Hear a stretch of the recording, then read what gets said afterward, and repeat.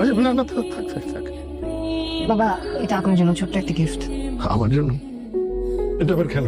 কি দরকার ছিল? প্লিজ, আমি খুব শখ করেছি, নিলে অনেক খুশি হব। আচ্ছা ঠিক আছে, রাখো।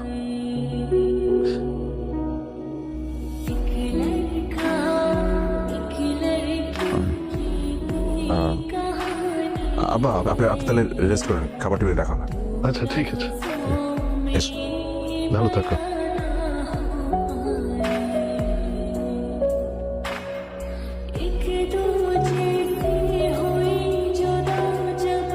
সাহাদ, দেখলা তোর বাবা কেমন করলো?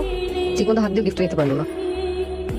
আসলে বাবা একটু রিজার্ভই, মানে ঠিকঠাক ভাবে ইমোশনটা এক্সপ্রেস করে না। সাহাদ প্লিজ, আমি আর কিছু না বুঝলেও মানুষ বুঝতে পারি, ঠিক আছে?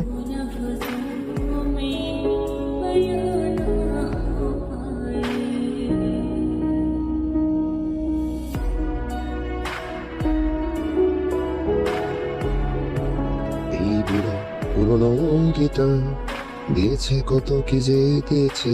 সামের, জি আমি সায়রা, তোমার ভাবি, ভাবি। ফাহাদের ওয়াইফ। ও ভাবি, আসসালামু আলাইকুম। ওয়ালাইকুম আসসালাম। কাকা আদব কাকা তো ভালোই জানো। জি, আচ্ছা, ঘটনা কি বলো তো? কোন ঘটনা? তুমি ফাহাদের এক্স গার্লফ্রেন্ডকে বিয়ে করছো না? কি হলো, ভুল কিছু বললাম? অবাক হওয়ার কি আছে?